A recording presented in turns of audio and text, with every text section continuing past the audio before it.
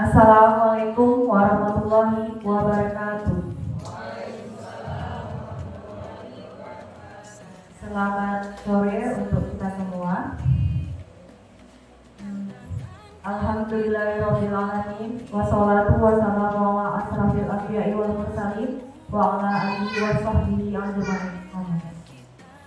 Segala puji bagi Allah yang mana pada sore hari ini kita masih diberi kesempatan untuk berhadir di ruangan kita yang sederhana ini dalam rangka diseminasi aksi nyata modul 1.4 yang akan dilaksanakan oleh Bapak Jonuel Hutahayan sebagai CGP Angkatan 11 SMA Negeri 1 Gunung Meriah Kabupaten Aceh Timur.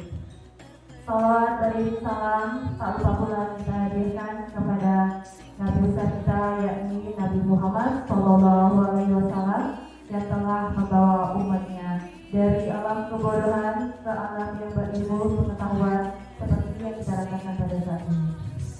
Yang kami hormati Ibu Kepala Sekolah SMA Negeri 1 Gunung Meriah, yang kami hormati Ibu Wakil Sarpras, dan yang kami hormati Bapak Ibu guru dan pendidik yang telah berhadir di acara ini. Baiklah, tidak membuang waktu, langsung saja untuk acara yang pertama, yaitu kata sambutan oleh Ibu Kepala Sekolah SMA Negeri 1 Gunung Meriah kepada Ibu Suci Haryati.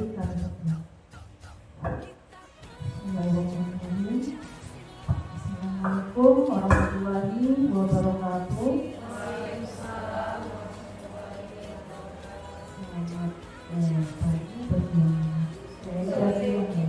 Selamat siang semuanya. Puji syukur kepada Allah Subhanahu Wa Taala yang telah memberikan kita kesehatan sehingga kita dapat berkumpul hari ini, siang ini di laboratorium kita guna mengikuti kegiatan diseminasi aksi nyata budaya positif. Salawat beriring salam kita sering sajikan pada baginda besar Nabi kita Nabi Muhammad Sallallahu Alaihi Wasallam yang telah membawa umatnya dari alam kebodohan menuju alam yang lebih pengetahuan.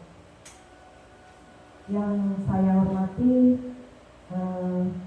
Ibu Wakil yang hari ini sudah berkenan, para Bapak Ibu Dewan Guru, kemudian CGP Angkatan 11 Bapak Jonuel yang hari ini akan mengadakan diseminasi. Dalam kegiatan diseminasi ini saya sangat semakin antusias. Kenapa saya bilang sangat antusias? Melihat perjalanan pada saat mengingat kembali setahun yang lalu, tahun 2022 menuju 2023, sama seperti yang saya lakukan, seperti Pak Jo yang lakukan, yaitu diseminasi budaya positif. Saat itu antusias para guru masih sangat minim sekali untuk menghadiri kegiatan-kegiatan semacam ini. Alhamdulillah saya lihat hari ini walaupun dengan cuaca yang panas cetar di luar, tapi Bapak Ibu meringankan langkahnya untuk menghadiri kegiatan diseminasi budaya positif. Saya berharap langkah Bapak Ibu merupakan amal ibadah yang nantinya akan dicatat.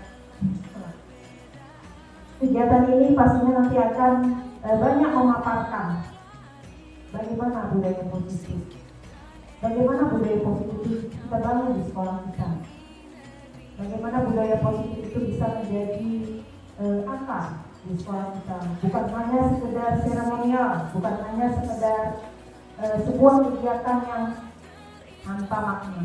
Yang pastinya kegiatan ini yang akan membangun kesadaran kita semua, mulai dari siswa, guru, bagaimana menerapkan budaya positif ini. Nanti akan lebih jelas dipaparkan oleh Bapak Jonuel bagaimana budaya positif yang akan kita bangun di sekolah kita ini. Karena saat ini banyak sekali hal-hal yang masih belum, ya, bukan saya katakan belum, tapi masih belum menuju arah budaya positif yang kita inginkan. Jadi saya harap sekolah kita merupakan sekolah besar, sekolah yang terbesar di Aceh Timur. Para harapan kita ke depannya sekolah kita menjadi suri tauladan buat sekolah-sekolah yang lain. Dengan cara menerapkan budaya positif. Apa-apa aja nanti akan diterapkan, nanti akan dijelaskan oleh Bapak Jono. Jadi sekali lagi saya mengucapkan terima kasih banyak buat Bapak Ibu yang sudah meringankan langkahnya untuk hari ini. Jika meringankan langkah hari ini berarti ada rasa ingin tahu apa sih budaya positif itu. Walaupun dengan literasi kita bisa tahu budaya positif seperti apa. Tapi dengan kebersamaan kita hari ini hadir, artinya Bapak Ibu sudah memberikan energi positif buat Bapak Jonoel. Artinya Bapak Ibu sudah memberikan dukungan apa yang dilakukan oleh teman kita. Jadi saya berharap juga ke depannya kita sama-sama mendukung apapun hal baik yang dilakukan oleh rekan kita. Dukung mereka, saya juga mendukung. Jadi buat Bapak Ibu yang lain, jika ada suatu kegiatan atau program-program yang tujuannya memang untuk memajukan sekolah kita, ayo kita sama-sama bergandengan tangan. Tanpa kita adanya kebersamaan, itu semua tidak akan diraih. Jadi keberhasilan itu dicapai bukan karena suksesnya satu orang, tapi kesemuanya warga SMA Negeri 1 di Indonesia. Saya akhiri tanpa memperpanjang, nanti akan ada lagi pemaparan oleh Bapak Jonoel. Assalamualaikum warahmatullahi wabarakatuh.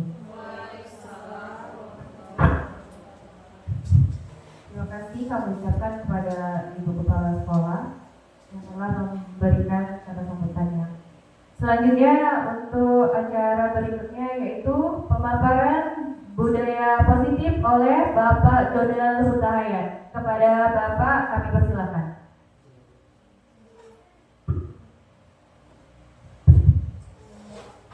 Ya, selamat siang Bapak Ibu. Pertama-tama puji syukur atas kehadiran Tuhan Yang Maha Esa, di mana karena berkah dan anugerahnya kita boleh berkumpul di ruangan yang bahagia ini dalam kegiatan diseminisasi aksi nyata modul 1.4 budaya positif yang akan saya bawakan sendiri. Sebelumnya saya mengucapkan terima kasih kepada Ibu Kepala SMA 1 Dumeria, Ibu Suci dan Ibu Waka, serta Bapak Ibu sekalian. Izinkan saya untuk berbagi materi budaya positif di sekolah. Jadi ini adalah bentuk penugasan sebenarnya Bapak Ibu dalam program guru penggerak yang sedang saya lakukan, tepatnya di modul 1.4. Oke, langsung saja konsep inti budaya positif. Perubahan paradigma belajar. Yang kedua adalah disiplin positif. Berikutnya nilai-nilai kebajikan. Dilanjutkan kebutuhan dasar manusia, lalu posisi kontrol manusia, motivasi perilaku manusia, keyakinan kelas, dan segitiga restitusi. Itu adalah konsep yang akan kita pelajari dalam budaya positif ini. Kita akan melihat apa itu filosofi dari Ki Hajar Dewantara. Jadi kita mau lihat pandangan Ki Hajar Dewantara tentang pendidikan. Apa yang dikatakannya? Yang pertama adalah pendidikan sebagai tempat persemian benih-benih di masyarakat. Jadi pendidikan ini adalah taman ya untuk berseminya nilai-nilai, ya berseminya anak-anak penerus bangsa, calon anggota masyarakat. Kemudian tujuan pendidikan yaitu menuntun segala kodrat yang ada pada anak didik agar mereka dapat mencapai keselamatan dan kebahagiaan yang setinggi-tingginya, baik sebagai manusia maupun sebagai anggota masyarakat. Jadi itulah tugas mulia dari sistem pendidikan yang sedang dibangun dan sedang kita laksanakan ini. Disiplin positif dan nilai-nilai kebajikan universal. Teori kontrol dari Dr. William Glasser mengatakan bahwa adanya ilusi bahwa guru itu mengontrol murid. Kemudian ilusi bahwa semua penguatan positif, efektif, dan bermanfaat. Lalu ada ilusi bahwa kritik dan membuat orang merasa bersalah dapat menguatkan karakter. Serta ilusi bahwa orang dewasa memiliki hak untuk memaksa. Di sini saya sudah membuat ilustrasinya bahwa sebenarnya itu tidak 100% benar. Namanya ilusi. Kita aja yang menganggap bahwa ketika guru itu harus mengkontrol murid. Jadi murid itu punya batasan-batasan yang jelas yang dibuat oleh guru, padahal seharusnya tidak. Mereka adalah pribadi yang siap untuk berekspresi, siap untuk berimajinasi, siap untuk mengembangkan dirinya sesuai dengan potensinya, baik potensi lahiriah maupun potensi zamannya. Lalu ada disiplin positif dan nilai-nilai kebajikan universal. Bagaimana seseorang bisa merubah dari paradigma stimulus respon kepada pendekatan teori kontrol? Bila kita ingin membuat kemajuan perlahan, sedikit demi sedikit, ubahlah sikap atau perilaku Anda. Namun, bila kita ingin memperbaiki cara-cara utama kita, maka kita perlu merubah kerangka acuan kita. Ubahlah bagaimana kita melihat dunia, bagaimana kita berpikir tentang manusia. Ubahlah paradigma kita, skema pemahaman dan penjelasan aspek-aspek tertentu tentang realitas. Jadi Stephen ini mau mengajak kita untuk ayo, kita jangan seperti katak dalam tempurung. Kita perlu belajar dan terus belajar. Lalu di sini ada tabel tentang stimulus respon dan teori kontrol. Perbedaan antara stimulus respon dan teori kontrol supaya kita melihat mana sih kira-kira yang lebih baik, mana sih kira-kira yang lebih bagus, mana sih kira-kira yang penting untuk kita terapkan. Kalau di stimulus respon Bapak Ibu, bisa kita lihat realitas atau kebutuhan kita itu sama. Semuanya sama. Kebutuhan kita tentang cinta, kebutuhan kita tentang power, kebutuhan kita tentang kebebasan sama. Tapi kalau di teori kontrol, realitasnya kebutuhan itu berbeda-beda. Ya tentu kita sama-sama meyakini bahwa kebutuhan anak usia 5-11 tahun berbeda dengan anak usia 12-18 tahun. Inilah coba kita lihat nanti di mana yang akan bisa mendorong kita untuk semakin baik lagi dalam menjadi seorang guru. Kemudian dalam stimulus respon dikatakan semua orang melihat hal yang sama. Jadi semuanya sama, hitam putih. Kalau benar semua orang menganggap benar, jadi terlalu terlalu dipaksakan. Kalau benar ya semuanya harus benar, kalau salah semuanya harus salah. Sedangkan kalau di teori kontrol, setiap orang memiliki gambaran yang berbeda.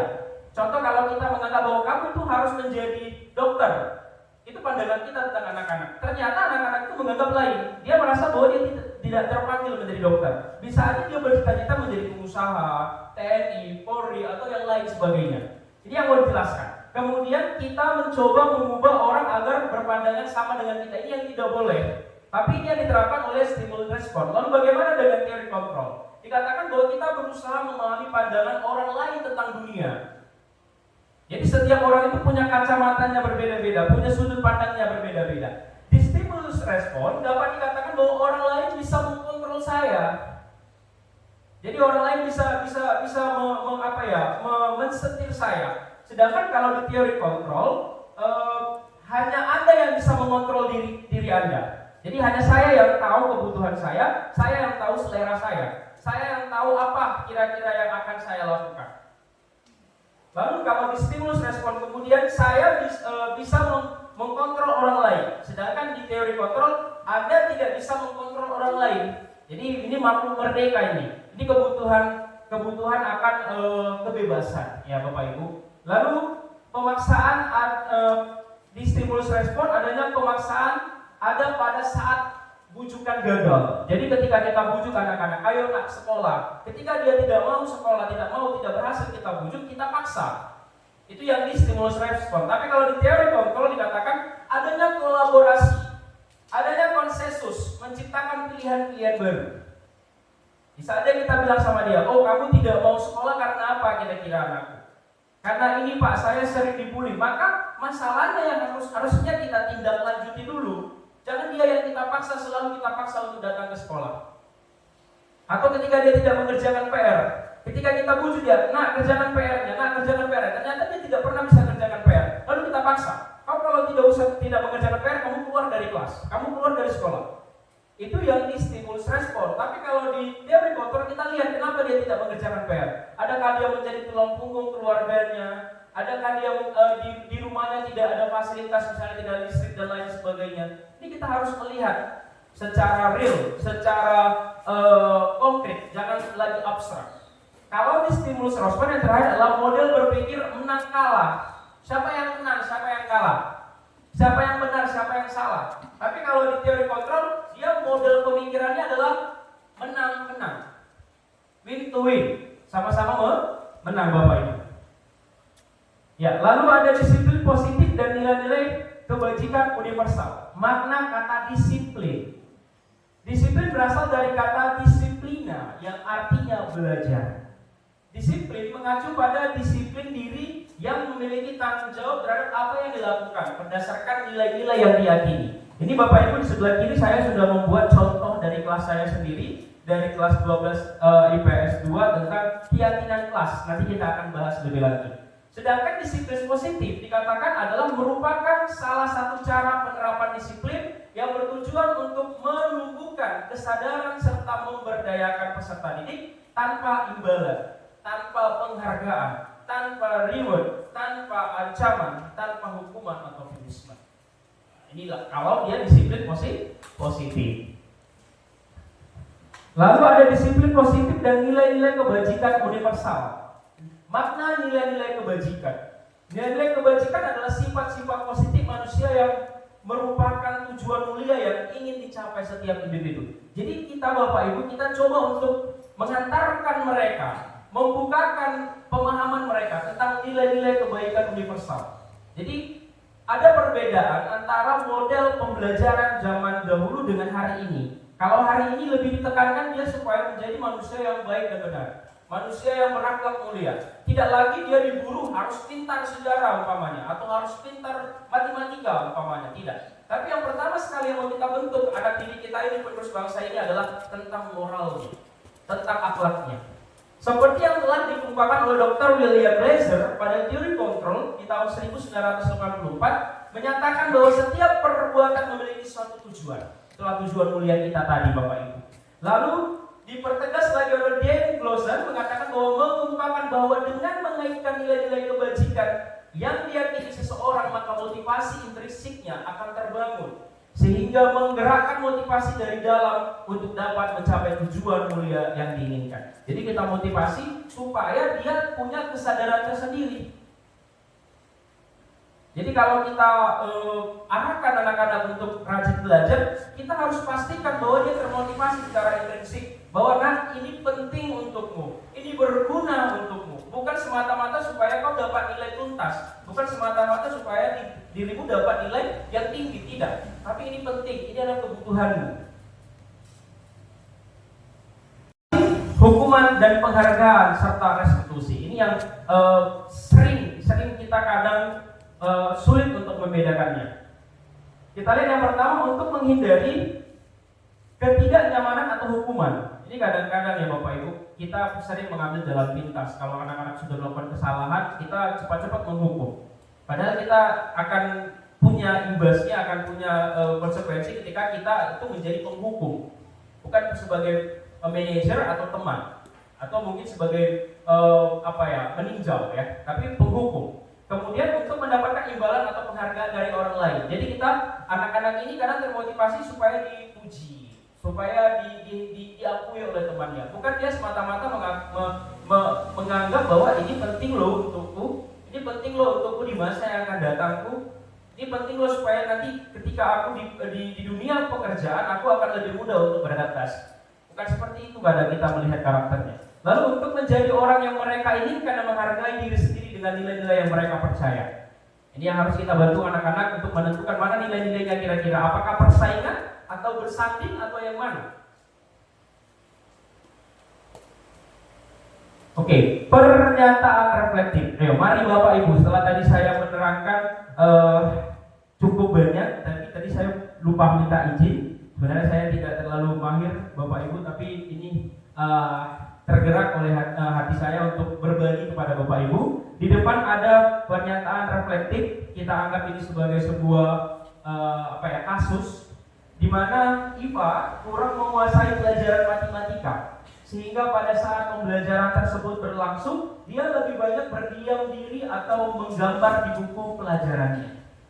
Pada saat guru matematikanya, Pak Seno, menanyakan pertanyaan, Iva menjadi gugup dan tidak sengaja menjatuhkan tasnya dari kursi, serta tiba-tiba menjadi gugup pada saat berupaya menjawab. Kemudian seluruh kelas pun tertawa melihat perlakuan IPA yang bicara tergagap dan terkejut tersebut. Pak Seno pada saat itu membiarkan teman-teman IPA menertawakan IPA yang tergagap dan malu luar biasa, dan malahan minta IPA untuk maju ke depan dan berdiri di depan kelas sambil menunjuk hidungnya karena tidak bisa menjawab pertanyaan Pak Seno. Kelas menjadi gaduh dan anak-anak pun tertawa melihat IPA di depan kelas memegang ujung hidungnya. Jadi mari sama-sama Bapak Ibu kita bayangkan, kita refleksikan ini terjadi di kelas kita. Kita adalah Pak Seno, lalu orang yang kita kasih, anak yang kita kasih, yang dipercayakan Tuhan kepada kita sebagai sebuah tanggung jawab itu si IPA. Lalu apa menurut Bapak Ibu, setujukah Bapak Ibu dengan Pak Seno, perlakuan Pak Seno kepada IPA?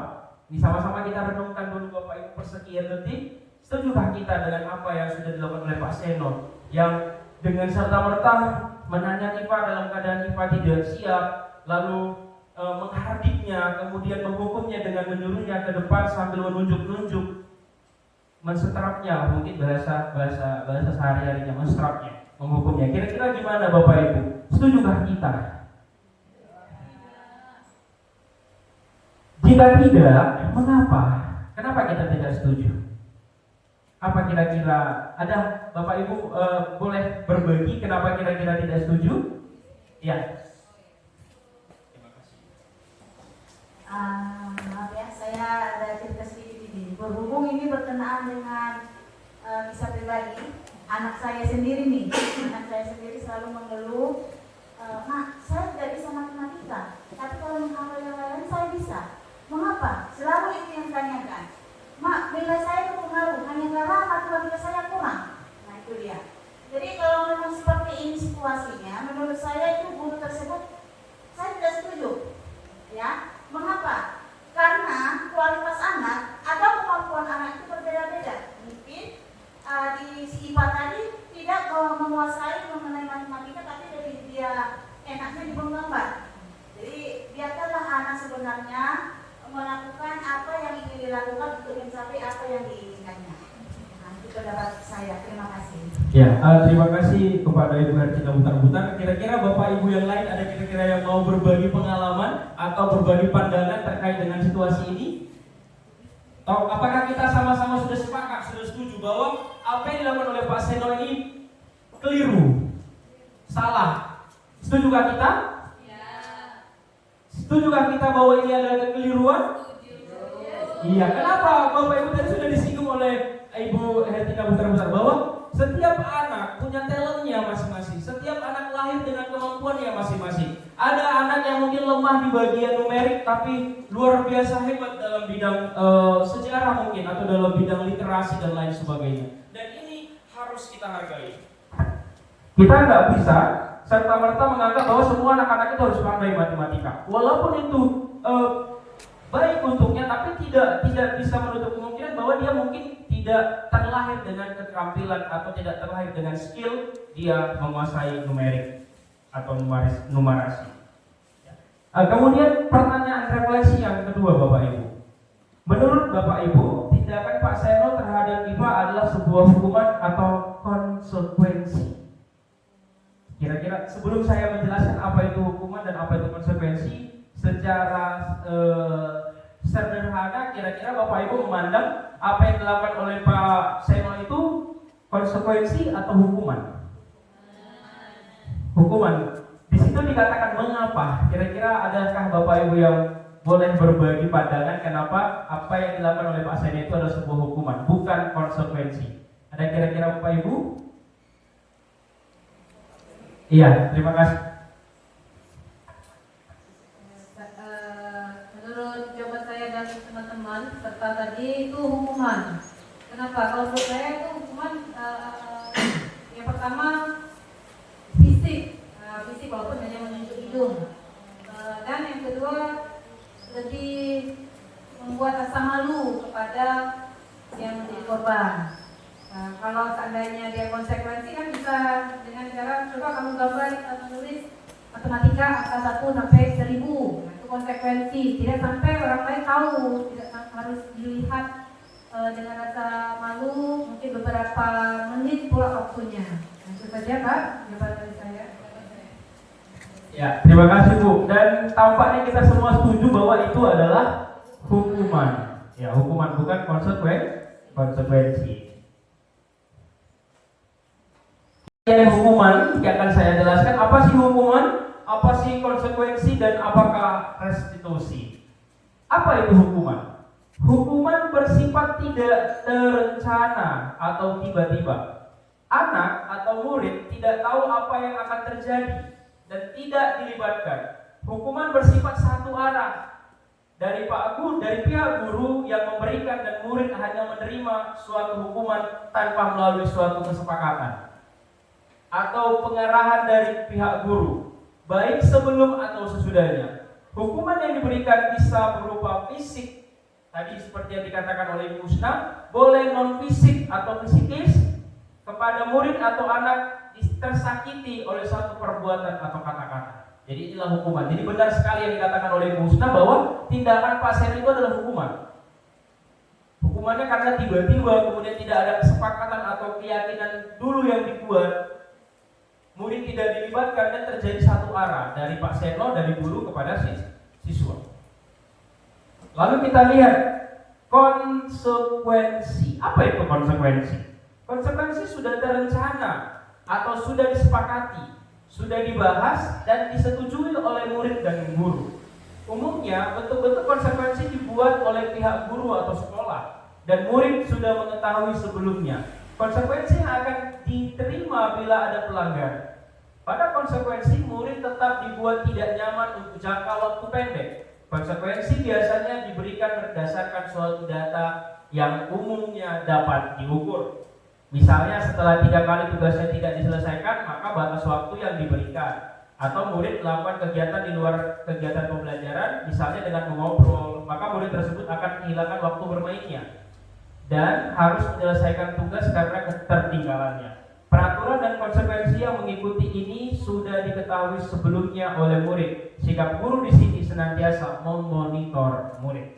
Ya, jadi yang dilakukan oleh Pak Seno itu adalah hukuman, bukan konsekuensi.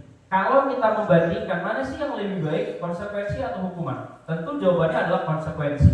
Tapi apakah kita bisa melihat bahwa ternyata konsekuensi ini juga memiliki kelemahan? Konsekuensi tidak selamanya menjadi jalan keluar, tidak selamanya boleh menjadi alternatif utama. Tidak. Kita akan melihat apa sih yang lebih baik dilakukan.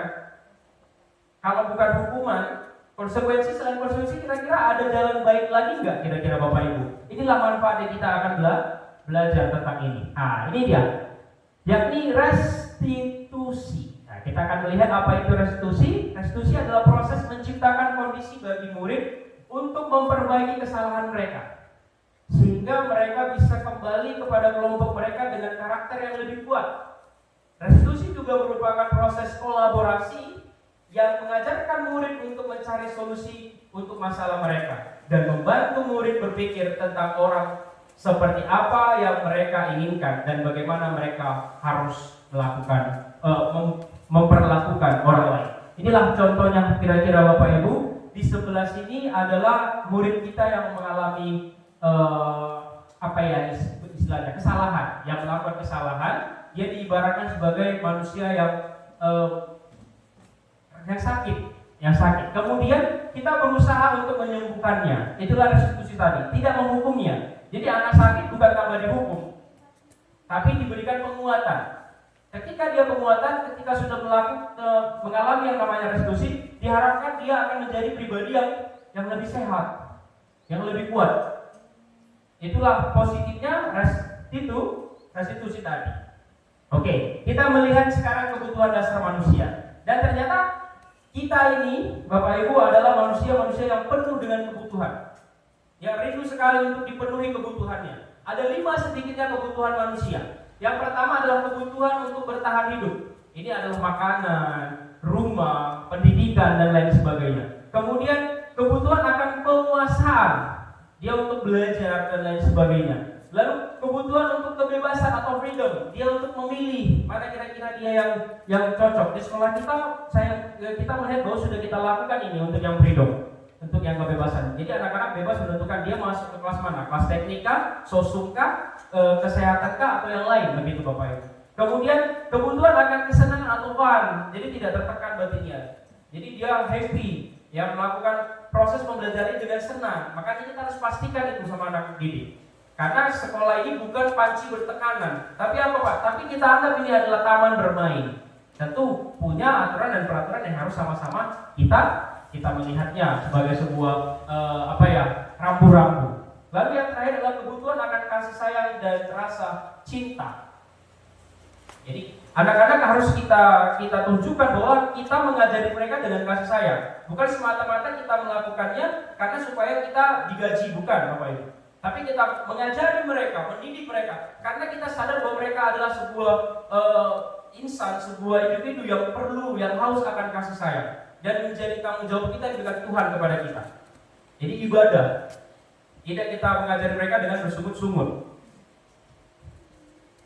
Posisi kontrol restitusi. Ya, kalau di sebelah kanan Bapak Ibu bisa melihat ada tabel tentang aktivitas, kemudian motivasi eksternal dan intrinsiknya atau internalnya. Misalnya mengenai identitas, misalnya tentang guru berbuat, menghardik tadi, Bapak Seno tadi, menghardik, menunjuk-nunjuk, menyakiti, menyindir. Jadi secara tidak langsung siswa tadi sudah mengalami cedera fisikis ya, Bapak Ibu, sudah merasa bahwa dirinya dibully, dirugikan, disakiti dan lain sebagainya. Kemudian pembuat, kalau itu penghukum, lalu pembuat orang merasa bersalah. Ini ada model-modelnya Bapak Ibu. Kalau model membuat orang merasa bersalah adalah menceramai, menunjukkan kekecewaan yang mendalam. Jadi kita marah-marahin dia. Kita menunjukkan bahwa kita kecewa tentang apa yang dilakukannya. Berarti kita adalah seorang guru yang membuat orang merasa bersalah. Kemudian ada tipikal teman. Tipikal teman ini membuat alasan-alasan untuk murid-muridnya. Jadi, ayo nak, jangan seperti itu. Nanti kalau kamu seperti itu, bapak yang dimarahin kepsek. Inilah model guru yang demikian. Lalu ada pemantau yang saya singgung tadi di awal. Pemantau ini menghitung dan mengukur. Ketika tidak dikerjakan PR, berikan peringatan sekali. Tidak dikerjakan lagi 2 kali. Tidak dikerjakan lagi 3 kali. Tidak dikerjakan lagi SPO. Nah, inilah mungkin dia tipikal guru yang pemantau. Kita sama-sama menarik ke diri kita masing-masing. Kira-kira kita yang seperti apa? Tapi harapan saya setelah kegiatan kita ini, kita semua ada dalam posisi manajer. Apa itu manajer? Manajer ketika murid melakukan kesalahan, guru berbuat mengajukan pertanyaan-pertanyaan. Jadi kita harus lihat kira-kira dia melakukan kesalahan ini karena apa? Kan tidak mungkin dia tidak punya alasan, Bapak Ibu. Tidak mungkin dia apalagi kalau di tingkat SMA, tidak mungkin seorang murid itu melakukan kesalahan dengan ketidaksadarannya. Tentu dia sadar dia apa yang dilakukan, sadar dia konsekuensi apa yang akan terjadi dengan kesalahannya. Nah, ini lagi ada Bapak Ibu, guru berkata, kalau dia penghukum, dia akan berkata seperti ini. Kalau kamu tidak melakukannya, saya akan panggil orang tuamu. Ini penghukum nih. Saya akan jemur kamu. Saya akan buat kamu berlari. Ini kita penghukum Bapak Ibu. Saya secara sadar saya mengakui saya sering melakukan hal ini ternyata. Ya, jadi ketika saya mempelajari modul ini, saya seakan-akan ditampar. Oh, ternyata Joel, kamu selama ini adalah seorang guru penghukum. Kamu ternyata selama ini adalah seorang guru yang membuat muridmu merasa bersalah, tertekan batinnya. Kalau yang tertekan batinnya akan mengatakan seperti ini. Kamu sudah mengecewakan ibu atau bapak.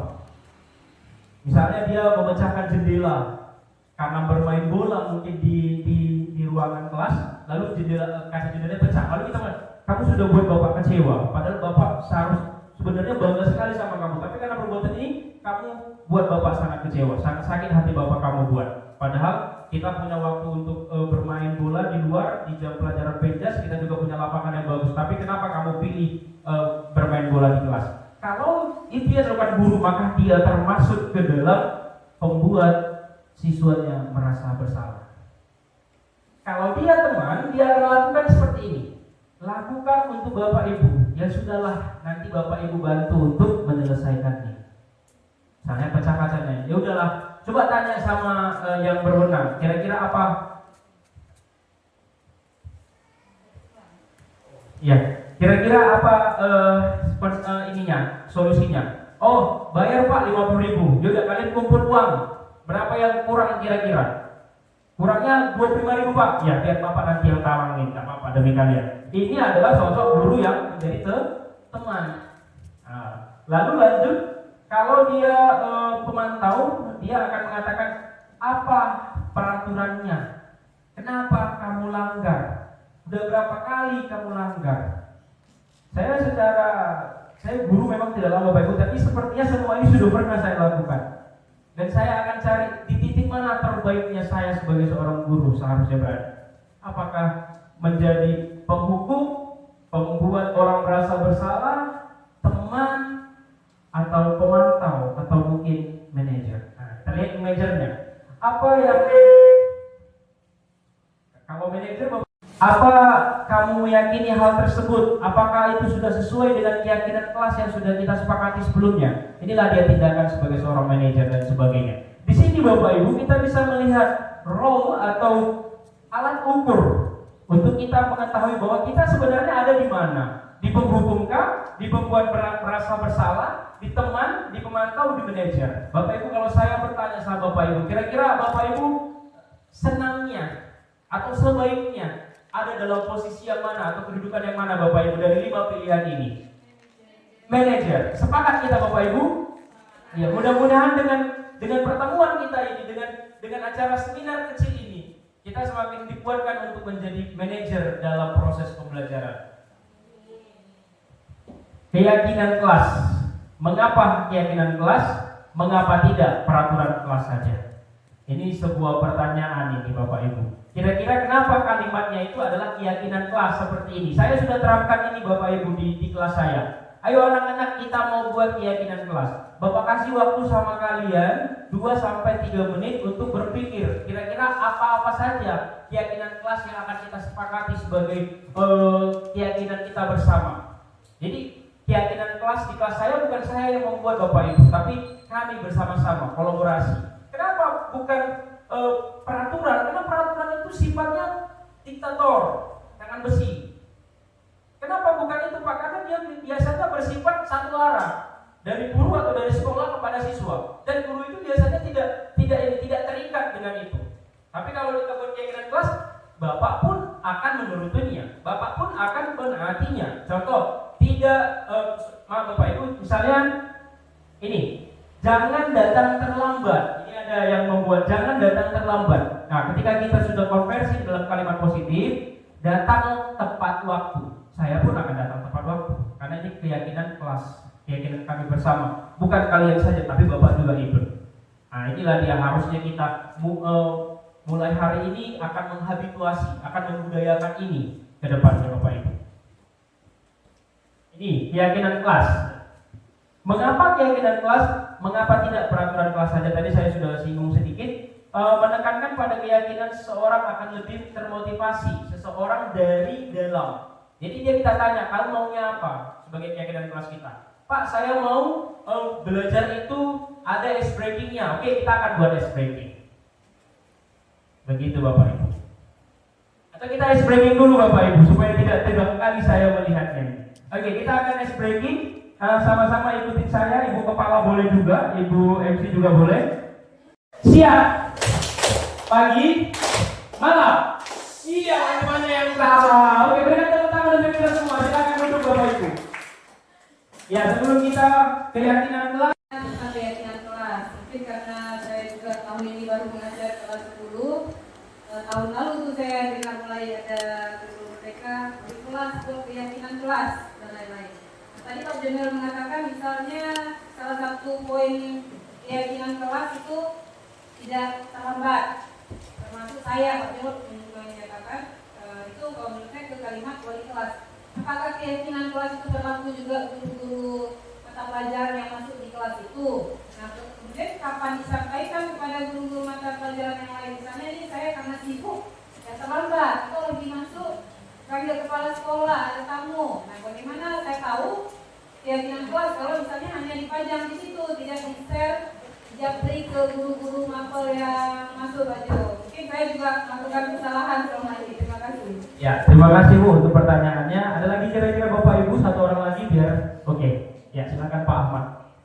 Bismillahirrahmanirrahim. Assalamualaikum warahmatullahi wabarakatuh. Saya mau kembali ke yang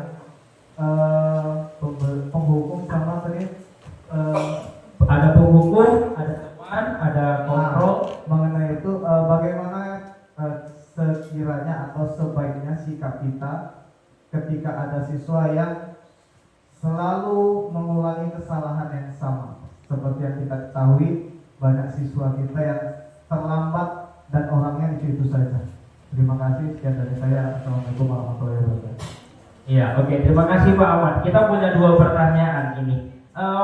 Mohon nanti Bapak Ibu boleh diberikan masukan atas jawaban yang saya berikan, karena seperti yang saya katakan tadi, di sini posisinya saya juga sedang belajar. Jadi tadi menjawab pertanyaan dari Ibu Husna tentang Pak, apakah keyakinan kelas itu dilakukan oleh wali kelas kepada kelasnya? Lalu bagaimana dengan guru lain? Misalnya dilarang atau datang tepat waktu. Jadi Ibu Husna, apa yang kami pelajari di program calon guru penggerak ini, ternyata keyakinan kelas itu tidak hanya dilakukan oleh wali kelas kepada siswanya. Jadi setiap mata pelajaran yang masuk ke misalnya kelas 12 IPS 2 akan melakukan keyakinan kelas. Jadi ini bukan semata-mata domain wali kelas saja, tidak. Tapi ini adalah domain semua guru yang masuk ke kelas itu.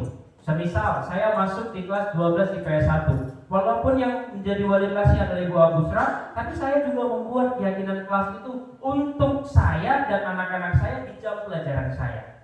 Jadi itu yang saya pahami Bapak Ibu. Jadi bukan hanya wali kelas saja yang membuat, tidak. Jadi kita masuk di 10 kelas, di 10 kelas itu kita buat keyakinan kelas. Karena muridnya berbeda-beda, sangat bineka, sangat majemuk, maka mungkin keyakinan kelasnya akan berbeda-beda. Contoh misalnya di kelas itu ada beberapa anak yang punya penyakit MAH, sakit MAH. Jadi dibuat nanti keyakinan kelas itu boleh izin keluar untuk makan. Kan tidak bisa kita samakan dengan kelas lain yang tidak ada sakit MAH misalnya dan lain sebagainya. Nah, jadi menurut saya, tapi nanti boleh ditanggapi oleh Bapak Ibu yang lain jika ada yang ingin diluruskan dari pernyataan saya. Kira-kira ada Bapak Ibu atau Ibu kepala sekolah ada yang mau ditambahkan, Kak? Ibu. Ya, benar sekali ya dikatakan Pak Ade tadi. Jadi keyakinan kelas itu bukan semata-mata domain dari wali kelas terhadap kelasnya. Nah, saya juga pernah melakukan sebelum saya menjadi wali kelas, saya membuat keyakinan kelas khusus ketika pelajaran saya. Nah, untuk tadi yang berkali-kali tadi, yang berkali-kali tadi, ketika kita menemui anak yang melakukan kesalahan secara berkali-kali, coba pastikan apakah kita sudah melakukan langkah-langkah, misalnya penerapan seperti yang tadi, restitusi, segitiga restitusi. Apakah kita sudah melakukan langkah-langkah tersebut? Nah, jika kita sudah melakukan langkah-langkah tersebut, mungkin kita bisa mengambil suatu tindakan. Tapi sebaiknya Bapak Ibu melakukan terlebih dahulu segitiga restitusi. Nah, saya rasa apabila seorang anak yang disentuh hatinya, kita sadarlah sebagai manusia ya, ketika kita disentuh hatinya, pasti kita akan mengikutlah gitu ya kepada hal baik. Jadi sentuh dulu hatinya. Kalau seperti lagu apa? Sentuhlah. Jadi sentuh dulu hatinya. Kita sebagai Bapak Ibu guru merupakan orang ternyaman di sini. Kan kita di sini sebagai orang tua bagi mereka ketika mereka sekolah. Jadi posisikan posisi Bapak Ibu itu sebagai orang tua yang benar-benar nyaman untuk mereka. Sebagai orang yang bisa menjadi tempat bercerita.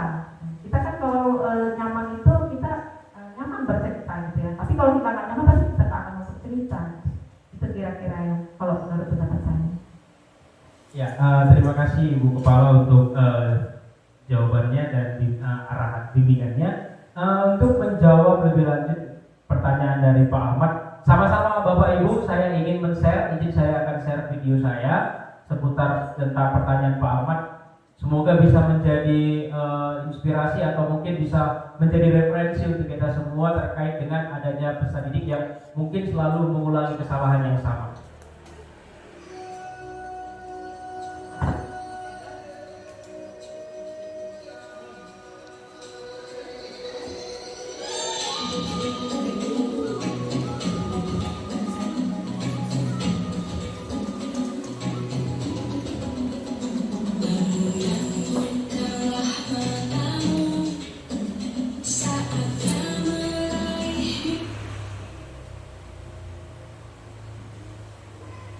Contoh kasusnya Bapak Ibu, contoh kasus yang pertama, ini tindakannya.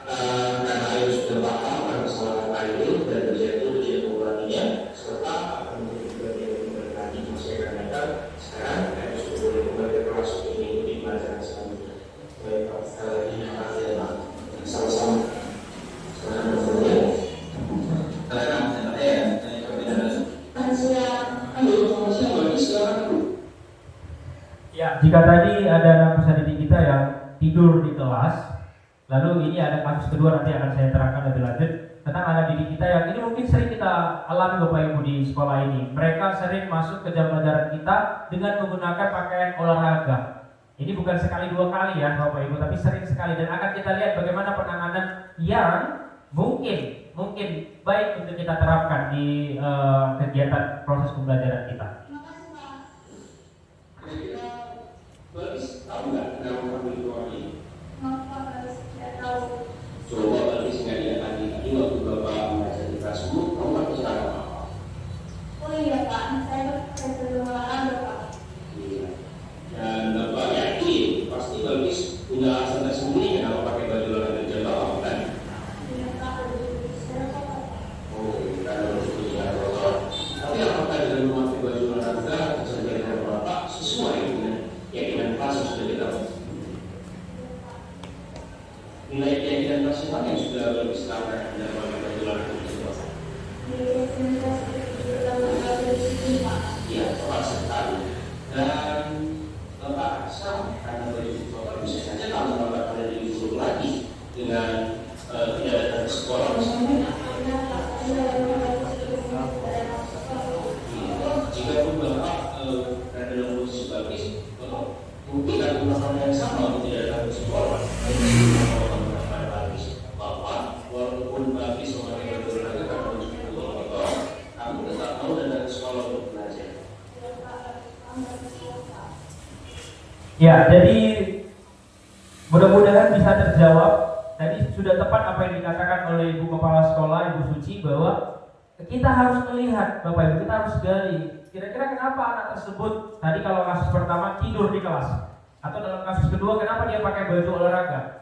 Ini kan tentu karena kita sudah buat keyakinan kelas, kita pertanyakan lagi kepada anak kita, apakah itu sudah sesuai dengan peraturan kelas, dengan kesepakatan kelas yang sudah kita buat sebelumnya? Tentu karena dia sudah manusia dewasa, sudah tumbuh akal pikirannya, dia akan refleksi, dia akan berpikir apakah sudah sesuai, dan dia akan pasti jawab tidak, karena kita sudah membuat sebelumnya kesepakatan ke kelas. Oke, izin saya share kembali Bapak Ibu sedikit lagi.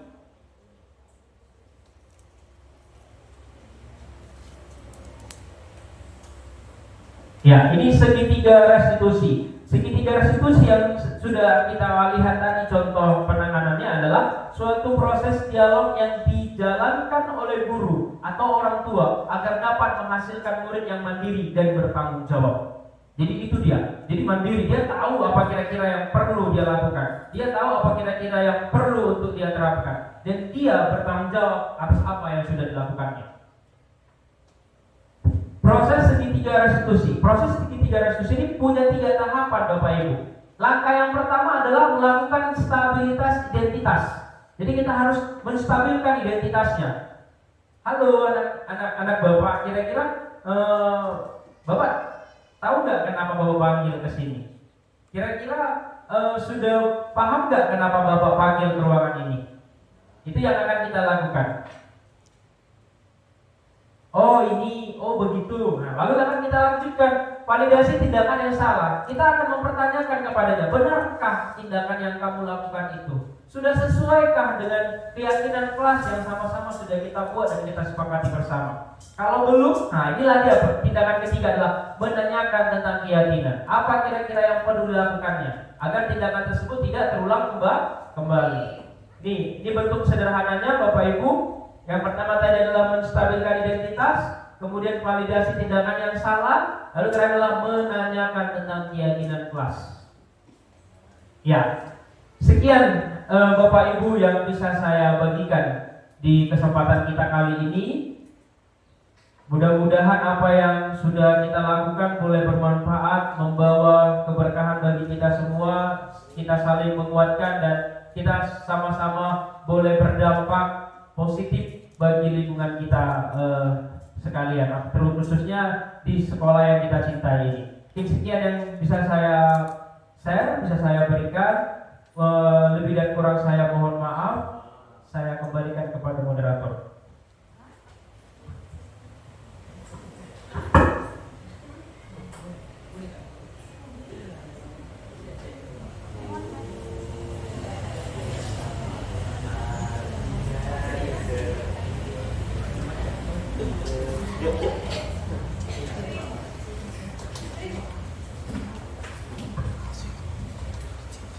Oke, baiklah, itu tadi pemaparan budaya positif mengenai modul 1 ditempat oleh Bapak Jordana Lutayat. Sangat luar biasa ya penyampaiannya. Semoga kita semua di sini dapat menerapkan budaya positif. Sekali lagi kita berikan tepuk tangan kepada Bapak ini.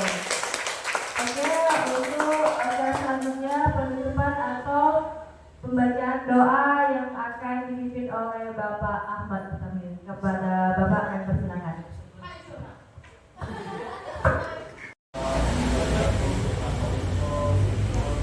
Bismillahirrahmanirrahim. Assalamualaikum warahmatullahi wabarakatuh. Untuk menutup acara kita pada sore hari ini, saya akan meminta untuk membaca surat Al-Fatihah untuk menutup agar kita diberi berkah. Bismillahirrahmanirrahim. A'udzubillahi minasyaitonirrajim. Bismillahirrahmanirrahim. Alhamdulillahirabbil alamin wassalatu ar-rahmanirrahim. Maliki yaumiddin. Iyyaka na'budu wa iyyaka nasta'in. Ihdinas siratal mustaqim. Siratal ladzina an'amta 'alaihim ghairil maghdubi 'alaihim waladdallin. Ya, dari saya lebih dan kurang mohon maaf. Assalamualaikum warahmatullahi wabarakatuh. Terima kasih kepada Bapak Ahmad Muhtamirin. Baiklah, karena doa juga sudah kita laksanakan atau sudah penutupan oleh Bapak tadi, maka acara penyampaian diseminasi budaya positif modul 1.4 oleh Bapak Dodal Hutayan kita tutup sampai di sini. Saya ucapkan Assalamualaikum warahmatullahi wabarakatuh.